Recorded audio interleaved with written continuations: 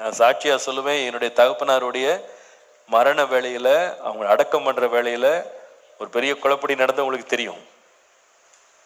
எங்களுக்கு யார் ரொம்ப உதவி செய்வாங்க நாங்க எதிர்பார்த்து ஆயத்தமாய் காத்திருந்தோமோ அவங்க கடைசி நிமிஷத்துல எங்களுக்கு விரோதமா எழுப்பினாங்க. ஆனா எங்கள் மேல ஒரு விரோத போக்கிலேயே வந்து எங்களுக்கு ரொம்ப தொந்தரவு கொடுத்த ஒருவர் தான் தகப்பனாருடைய அடக்கத்துக்கு அந்த நேரம் வந்து நின்று கை கொடுத்து உதவி செய்தார். என் வாழ்க்கையில் அதை நான் அனுபவிச்சிருக்கேன். கர்த்தர் எங்களை பிடிக்காது நாங்க யார நினைச்சோமோ அவர் மூலமாவே தயவை கொடுத்தார்.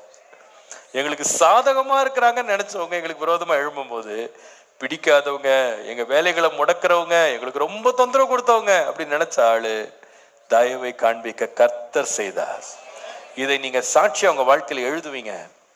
கர்த்தர் உங்களுக்கு கொண்டு வருவார். நீங்க சில பேரை பார்த்து ரொம்ப பயப்படுறீங்க, இவங்க எல்லாம் நமக்கு தயவு செய்ய மாட்டாங்க, இவங்க நம்ம சைடே கிடையாது, அவங்க எதிர்பார்ட்டியில் இருக்காங்க நீங்க நினைச்சிட்டு இருக்கீங்க.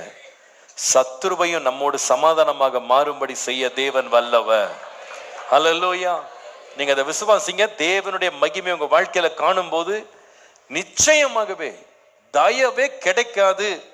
இவர்கள் எனக்கு பிடிக்காதவர்கள், எனக்கு இவங்களை பிடிக்காது, இவங்களுக்கு என்ன பிடிக்காதுன்னு சொன்ன மக்களே தேவன் தயவு கொடுத்ததுனால, இரக்கம் கொடுத்ததுனால வந்து உங்களுக்கு தயவு செஞ்சுட்டு போயிடுவாங்க.